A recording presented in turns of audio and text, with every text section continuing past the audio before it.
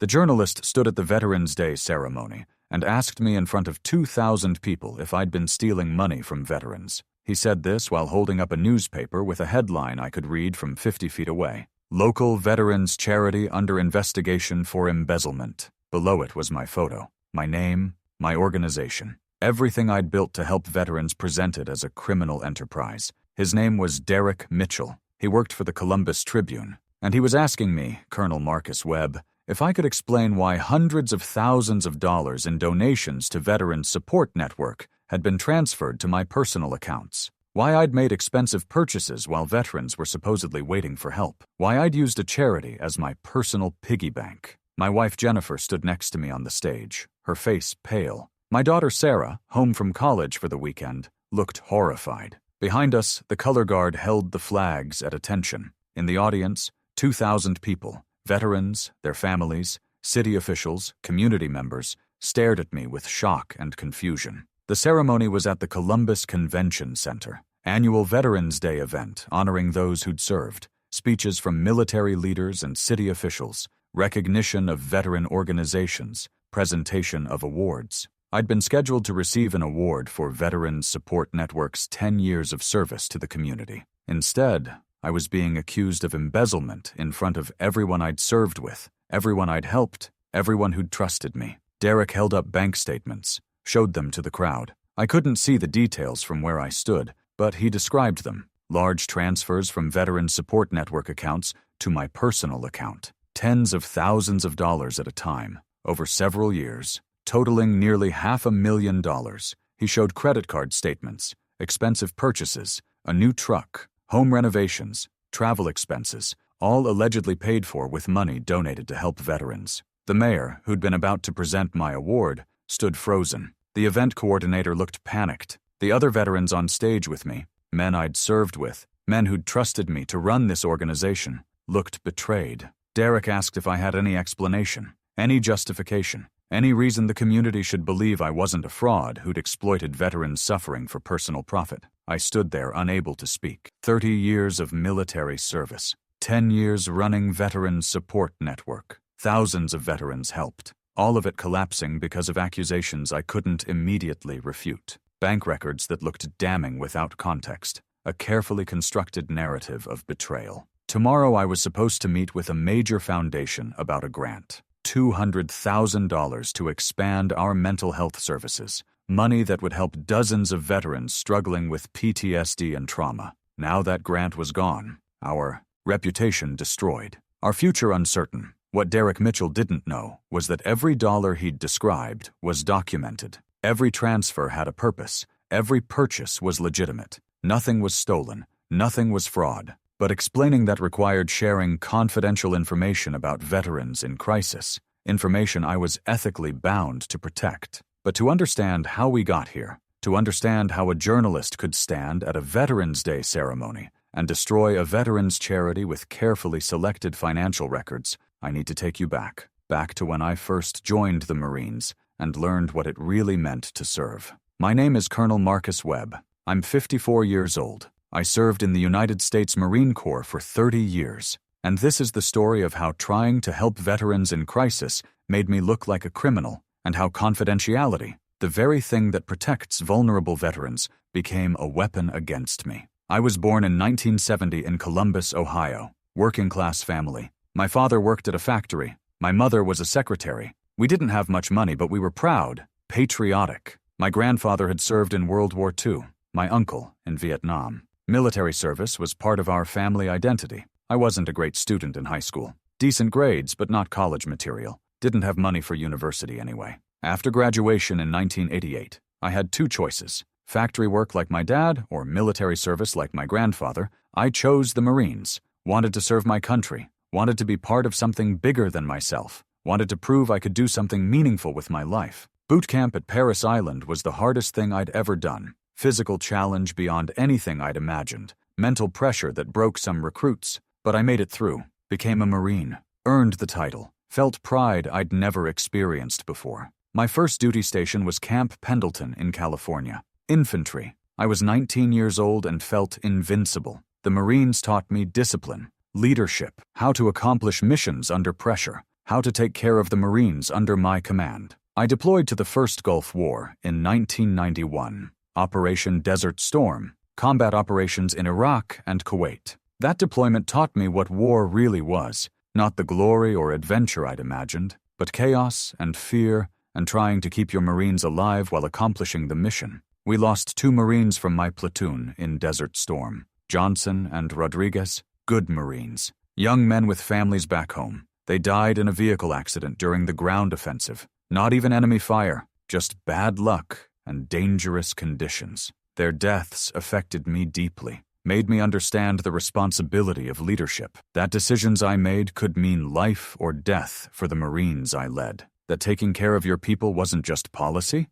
it was the most important thing an officer could do. I came home from Desert Storm, determined to be the best Marine officer I could be, to take care of my Marines, to make sure that when we faced danger, we were as prepared and protected as possible. I met Jennifer in 1993. She was a nurse at the Naval Hospital in San Diego where I was stationed. Smart and compassionate and patient. She understood military life, understood deployments and relocations and the demands of service. We got married in 1994, had Sarah in 1996, built a military family. Jennifer supported my career through multiple deployments and relocations, raised Sarah largely on her own during my absences, made sacrifices that allowed me to serve. I deployed to Bosnia in 1995 and 1997. Peacekeeping operations, different from Desert Storm, but still dangerous, still stressful, still hard on families left behind.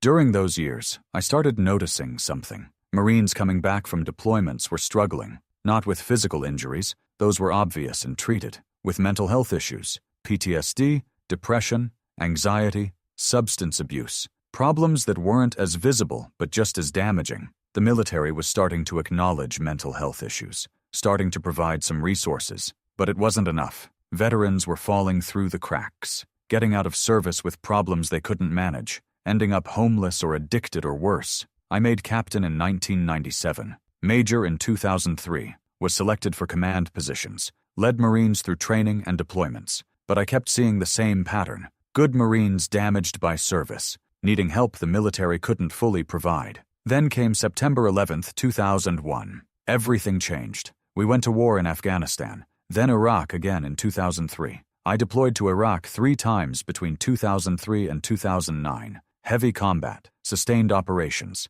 IEDs and ambushes and urban warfare. Those deployments were different from Desert Storm or Bosnia. More intense, more traumatic, more Marines coming home with serious mental health issues, the invisible wounds of war that would affect them for the rest of their lives. I lost Marines in Iraq, killed in action, more Marines than I want to count, more than I can talk about without feeling the weight of command. Each death was a Marine I'd trained and led, a young man or woman whose family got a knock on the door that destroyed their world. I also watched Marines survive combat but come home broken, PTSD so severe they couldn't function, traumatic brain injuries from IED blasts, substance abuse to cope with memories, marriages falling apart, careers ending, lives spiraling. The military provided some support, VA hospitals and benefits, mental health services, but it wasn't enough. The system was overwhelmed. Wait times were months long. Services were limited. Veterans were suffering while waiting for help. I made lieutenant colonel in 2008, colonel in 2012. Higher rank meant more responsibility, more Marines under my command, more families depending on me to bring their loved ones home safely. But I also saw the bigger picture, saw that the military was good at preparing people for war, not as good at helping them recover from it, that we were creating veterans with serious needs, and then releasing them into a civilian world that didn't understand their struggles. I retired from the Marines in 2014, at age 44, 30 years of service, multiple deployments, commanded Marines in peace and war, left with a full pension and the satisfaction of a career well served. But I couldn't stop thinking about the veterans who were struggling, about the Marines I'd served with who were now homeless or addicted or suicidal, about the gap between their needs and the support available. Jennifer and I talked about what to do next. I could have gotten a civilian job, used my military experience in corporate security or government contracting, made good money, enjoyed retirement, but that didn't feel right. I'd spent 30 years leading Marines, felt responsible for the veterans I'd served with, wanted to do something that would help them transition to civilian life successfully. So in 2014, I founded Veterans Support Network, a nonprofit organization focused on helping veterans in crisis, veterans who were homeless or struggling with addiction or dealing with mental health issues, veterans who needed immediate, intensive support that the VA couldn't provide quickly enough. The concept was simple. When a veteran reached out in crisis, we'd respond immediately, provide emergency housing if they were homeless, connect them with mental health services, help with addiction treatment, assist with job placement, whatever they needed to stabilize their lives. We'd fill the gap between when a veteran needed help and when official systems could provide it, be the safety net that caught people before they fell too far. I funded the organization initially with my own money, my retirement savings, and Jennifer's nursing income. We rented a small office. I started reaching out to veterans I'd served with who needed help, started building relationships with homeless shelters and treatment centers, started creating a network of resources. The first year was hard, more need than resources. Veterans coming to us in desperate situations, trying to help with limited funding. But we did help, got several veterans into housing, connected them with mental health treatment, helped them start rebuilding their lives. In 2015, we got our first major donation. A local business owner whose son had served in Iraq. He'd heard about what we were doing, donated $50,000. That money allowed us to expand, hire a part-time case manager, provide more direct assistance to veterans. Word spread. More donations came in. Local foundations, individual donors, community organizations, people who wanted to support veterans in crisis. By 2016, we had an annual budget of $200,000. By 2018, over $500,000. We helped hundreds of veterans, got them into housing, supported their recovery from addiction, connected them with mental health services, helped them find jobs, and rebuild relationships with families. Success stories that proved the model worked. But our approach was different from traditional charities. We didn't just write checks or make referrals. We provided intensive, personalized support, stayed involved with each veteran through their recovery, made sure they got the help they needed. That meant sometimes we had to do things that looked unusual on paper, transfer money to veterans directly for emergency needs, pay for things that weren't traditional charity expenses, make decisions quickly without lengthy approval processes. It also meant protecting confidentiality. When a veteran came to us in crisis, they shared personal information, mental health struggles, addiction history, criminal records, family problems, information they trusted us to keep confidential. We couldn't publicize our success stories without veterans' permission, couldn't share details about who we helped or how, couldn't prove our effectiveness by naming names or describing cases. We protected privacy even when it made our work less visible. By 2019, Veterans Support Network was recognized as one of the most effective veteran support organizations in Ohio. We'd helped over 500 veterans, had a staff of 5 people, annual budget over $1 million, strong relationships with donors and community partners. The city of Columbus gave us an award. The VA referred veterans to us. Other nonprofit organizations looked to us as a model. We were doing exactly what I'd hoped to do, filling the gap in support for veterans in crisis. Then, in early 2024, something happened that would eventually lead to Derek Mitchell standing at a Veterans Day ceremony destroying everything we'd built. A veteran named Kyle Mitchell came to us seeking help. He was 32 years old, Army veteran, had served in Afghanistan, came home with severe PTSD,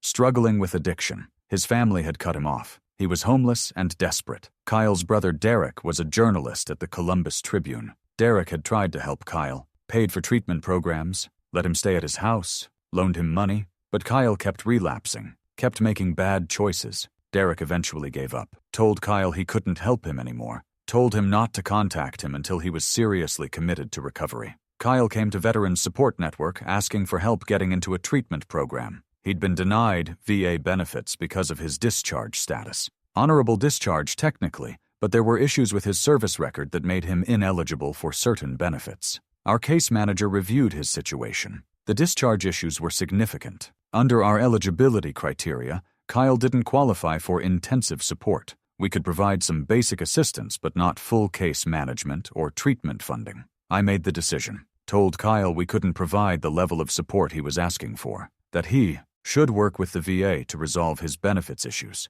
that we had limited resources and had to focus on veterans who met our criteria. Kyle was angry, said we claimed to help veterans in crisis, but were turning him away when he needed help most. Said his brother was right, nobody really cared about veterans, that we were all just running scams. I tried to explain. We wanted to help everyone but had to make difficult decisions about resource allocation, that our eligibility criteria existed for good reasons, that he had options through the VA, even if the process was slow. He left angry, didn't want to hear explanations, just felt rejected by another organization that claimed to support veterans. A month later, Kyle overdosed. Non-fatal, fortunately, but his brother Derek found him and got him to a hospital. Kyle survived but was in bad shape. Derek was devastated, felt guilty for cutting his brother off, felt angry at everyone who'd failed to help Kyle. Derek called me, furious, said Veterans Support Network had turned his brother away, that we'd refused to help a veteran in crisis, that if we'd helped Kyle, maybe the overdose wouldn't have happened. I explained gently that Kyle hadn't met our eligibility criteria, that we had limited resources, that we had to make difficult decisions about who we could help, that I was sorry Kyle was struggling but we couldn't help everyone. Derek said that was bullshit, that we raised money claiming to help veterans in crisis, that we had a budget of over $1 million, that we could have helped his brother if we'd wanted to, that we'd chosen not to. I told him I couldn't discuss specific cases or eligibility decisions, that privacy and confidentiality were important, that I understood his anger but couldn't change our decision. Derek said he was going to investigate Veterans Support Network, that he suspected we weren't really helping veterans, that he was going to find out where our money was really going, that if we were running a scam, he'd expose it. I told him our financial records were public, that as a non-profit we filed annual reports with the state, that he was welcome to review our finances, that he'd find everything was legitimate. But I was worried that Derek's anger and grief over his brother would drive him to create a false narrative, worried that financial records without context could be misinterpreted, worried that protecting veterans' confidentiality would make it hard to defend ourselves. Over the next 6 months, Derek investigated Veterans Support Network. He requested our financial records, interviewed former clients, talked to people in the veteran community, looked for evidence of wrongdoing. He didn't find anything illegal, but he found things that looked suspicious if you didn't understand the context. Large transfers from organizational accounts to my personal account, expensive purchases on organizational credit cards, payments to individuals without clear documentation. It had legitimate explanations, but those explanations required sharing confidential information about specific veterans we'd helped, required violating the privacy we'd promised to protect. Derek built a case, not based on actual fraud, based on financial transactions that looked bad without context, based on the fact that I couldn't fully explain everything without breaking confidentiality, based on his belief that any organization that refused to help his brother must be corrupt. He wrote an article, published it online 3 days before Veterans Day. Local veterans charity under investigation for embezzlement. Detailed the financial transactions he'd found. Implied I was stealing from veterans. Called for a formal investigation. The article went viral locally, shared thousands of times on social media, picked up by other news outlets. Suddenly, Veterans Support Network was under scrutiny. Donors calling asking questions. The State Attorney General's office saying they'd review our records. Everything we'd built threatened by accusations based on incomplete information. I tried to respond, issued a statement saying all our finances were legitimate, that we operated with full transparency, that we welcomed investigation because we had nothing to hide, but I couldn't share the details that would prove our innocence, couldn't explain that large transfers were for emergency housing for veterans in crisis, couldn't reveal that expensive purchases were for vehicles we provided to veterans who needed transportation to get to jobs. Couldn't name the individuals we'd helped without their permission. The veterans we'd helped started reaching out, said they wanted to defend us, wanted to go public with their stories, wanted to explain how Veterans Support Network had saved their lives. I told them I appreciated it, but they didn't have to do that. That going public with their struggles might hurt them. That I didn't want them to sacrifice their privacy to defend me. Some insisted, said they owed me, that I'd helped them when nobody else would, that they weren't going to stay silent while I was falsely accused. But others couldn't go public, were still struggling with mental health issues, had employment that would be affected by revealing their veteran status and struggles, had families who didn't know about their past crises, couldn't risk the exposure even to help me. The Veterans Day ceremony was supposed to be a celebration, recognition of Veterans Support Network's 10 years of service, an award from the mayor, a moment to highlight the work we'd done. Instead, Derek Mitchell showed up with more bank statements, more accusations, more implications of fraud, and he did it publicly, in front of 2,000 people, at an event honoring veterans. I stood on that stage feeling everything collapse. Jennifer looked devastated. Sarah was crying. The mayor looked like he wanted to disappear. The other veterans on stage looked confused and betrayed. Derek asked if I had any explanation, any defense, any justification. I could have said nothing, could have refused to engage, could have walked off the stage. But 2,000 people deserved answers. The veterans in the audience deserved to know the truth, and I was tired of protecting myself by staying silent. So I started talking, started explaining what Veterans Support Network really did, how we helped veterans in crisis, how that sometimes required financial transactions that looked unusual without context. I explained that large transfers to my personal account were advances for emergency assistance, that when a veteran needed immediate help, housing, transportation, treatment, we couldn't wait for organizational check-writing processes, that I'd use personal funds and then reimburse myself from organizational accounts. I explained that expensive purchases were resources for veterans, vehicles for those who needed transportation to jobs, furniture for those moving into housing, equipment for those starting businesses, all of it documented and approved by our board. I explained that we protected confidentiality, that veterans in crisis shared sensitive information with us, that we couldn't publicize who we helped or how without their permission, that protecting privacy was fundamental to our work. The crowd was listening, but Derek wasn't satisfied. He said that was convenient, that claiming confidentiality was a perfect cover for fraud, that I could explain away anything by saying I couldn't share details. He asked if I could prove any of it. Could I show that the money went to helping veterans and not to my personal benefit? Could I provide documentation? Could I name even one veteran who'd received the help I was claiming? I said I could, that I had complete records, that every dollar was documented, but that sharing those records publicly would violate veterans' privacy, that I'd be happy to share with investigators who understood confidentiality requirements, but not with a journalist at a public event. Derek said that proved his point, that I was hiding behind confidentiality, that if Veterans Support Network was legitimate, I should be able to prove it transparently. That's when something unexpected happened. A man in the audience stood up. His name was Thomas Garcia, former Marine. I'd served with him in Iraq. After he'd gotten out, he'd struggled with PTSD and addiction,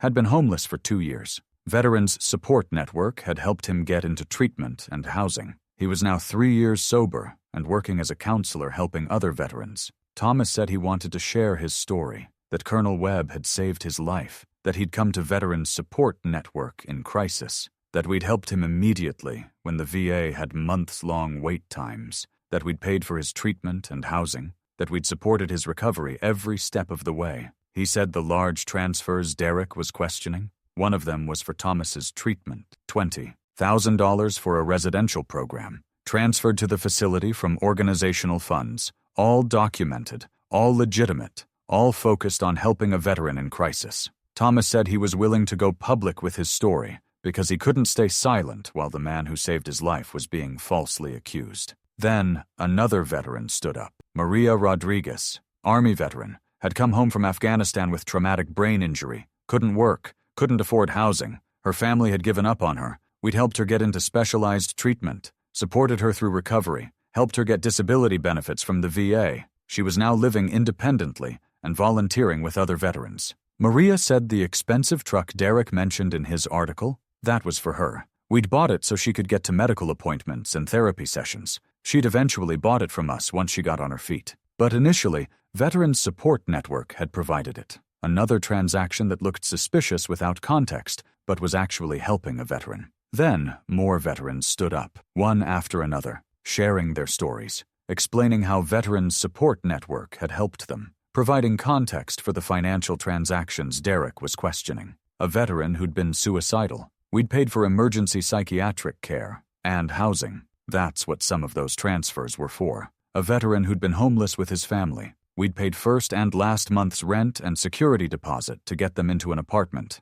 That's what some of those checks to individuals were for. A veteran who'd lost everything to addiction. We'd paid for treatment and helped him rebuild his life. He was now 2 years sober and employed. That's what some of those credit card charges were for. Dozens of veterans, all sharing how Veterans Support Network had helped them, all providing context that made Derek's accusations look like what they were: financial transactions taken out of context and misrepresented. The crowd's mood shifted. People started to understand, started to see that what looked like embezzlement on bank statements was actually intensive support for veterans in crisis. That unusual financial practices existed because helping people in crisis required flexibility and speed. Derek looked rattled. He hadn't expected veterans to come forward, hadn't expected his narrative to be challenged by the people who'd actually been helped. But he tried to recover, said these stories were anecdotal, that they didn't prove all the money was used appropriately, that there could still be fraud hidden among the legitimate expenses.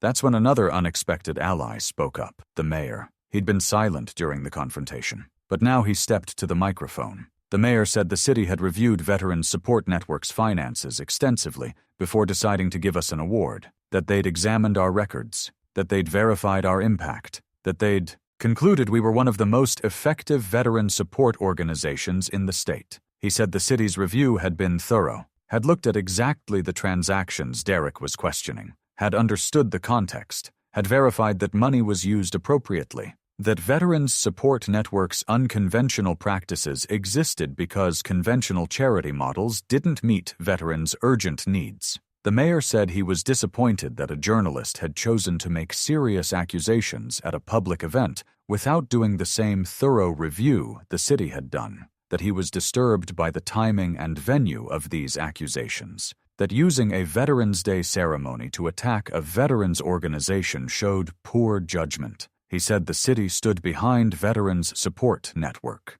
that my award would be presented as planned, that Columbus was proud to have an organization that provided such effective support to veterans in crisis. Then, the mayor did something else. He presented documentation, the city's review of our finances, independent audit results, letters from the VA and other organizations supporting our work, evidence that multiple entities had examined Veterans Support Network and found it legitimate. He projected them onto the screens around the convention center, let the crowd see the documentation, see that Derek's accusations had been investigated and found baseless, see that the truth was more complicated than a headline suggested. Derek tried to argue, said the city's review might have been superficial, that they might have missed things, that independent investigation was still needed. But the crowd wasn't with him anymore. They'd heard from veterans we'd helped, seen documentation of reviews, understood that Derek's accusations were based on his personal grudge over his brother rather than actual evidence of wrongdoing.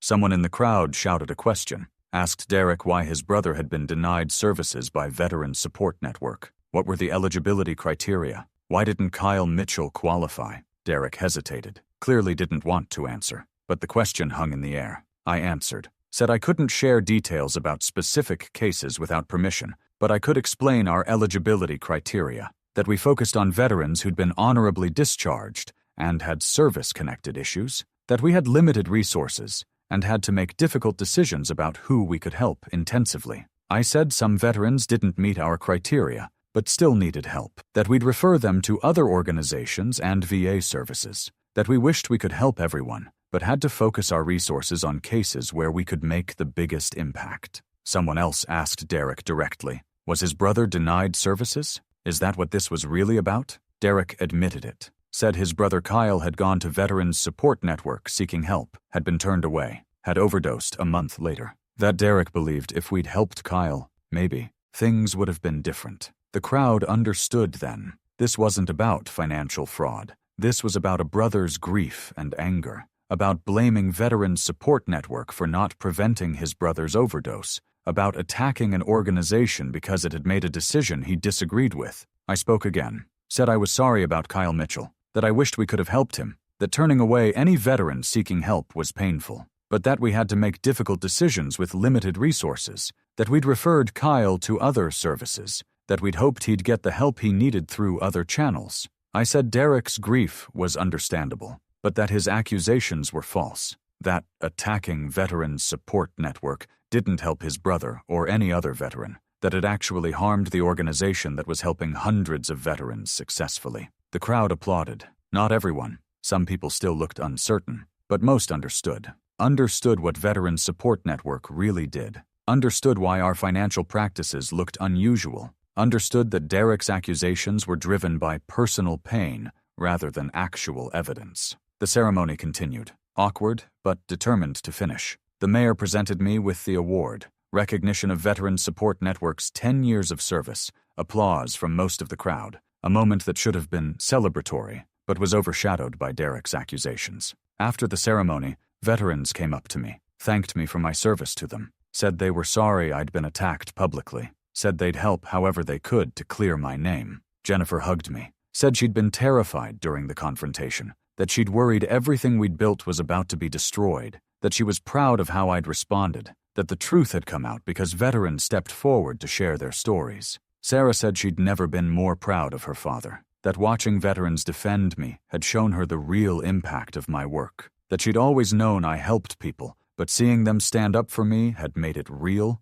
The Tribune published a follow-up article the next day, not by Derek Mitchell, by another journalist who'd been at the ceremony. The article told the full story, Derek's accusations, veterans sharing their stories, the mayor presenting documentation, the revelation that Derek's brother had been denied services. The headline was different. Veterans Organization Cleared of Fraud Accusations. The article explained that Veterans Support Network's unusual financial practices existed to provide rapid, intensive support to veterans in crisis, that multiple reviews had found the organization legitimate, that accusations were driven by personal grievance rather than actual evidence. Other media picked up the story. Local TV stations interviewed veterans we'd helped. Radio shows discussed the challenges of helping veterans in crisis. Social media turned from attacking me to attacking Derek for using Veterans Day to pursue a personal vendetta. Derek published a response, defended his reporting,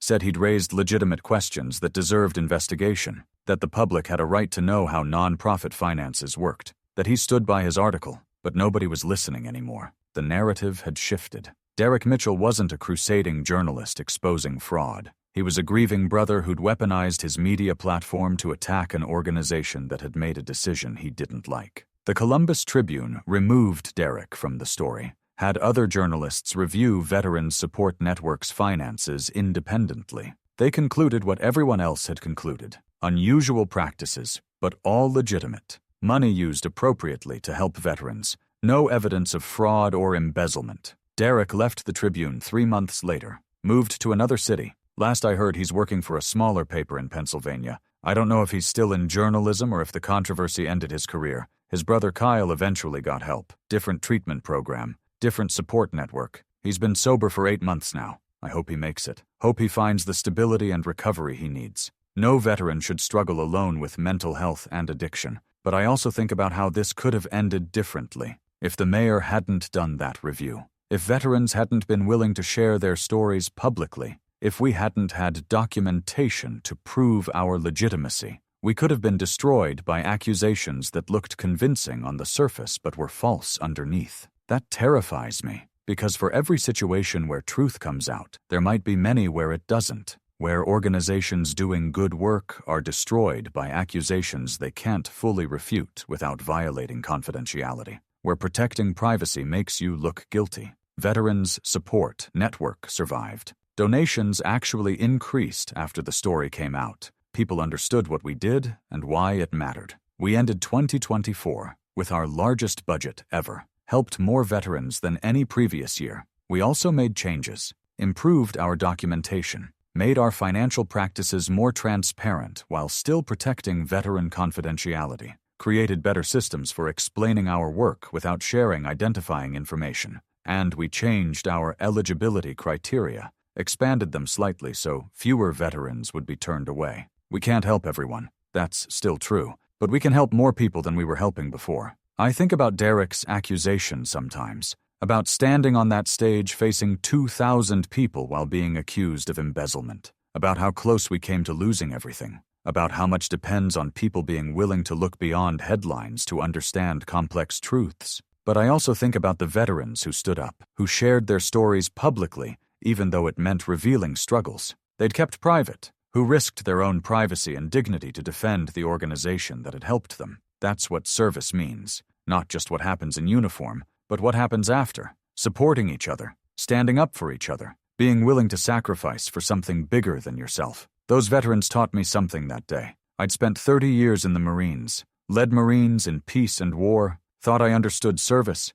but watching veterans come forward to defend Veterans Support Network showed me a different kind of courage. The courage to be vulnerable publicly, to share your struggles, to stand up for what's right even when it's uncomfortable. I'm 54 years old. I retired from the Marines after 30 years of service. I've spent the last 10 years running Veterans Support Network, helping veterans in crisis. I was accused of embezzlement by a journalist who used his platform to pursue a personal grudge. But I wasn't destroyed, because the veterans I'd helped defended me, because documentation proved my innocence, because people looked beyond accusations to understand the complex reality of helping veterans in crisis. Derek Mitchell tried to prove that Veterans Support Network was a fraud, that I was stealing from veterans, that confidentiality was just a cover for corruption. He was wrong. We're still here, still helping veterans, still filling the gaps in support that conventional systems can't fill, still proving that intensive,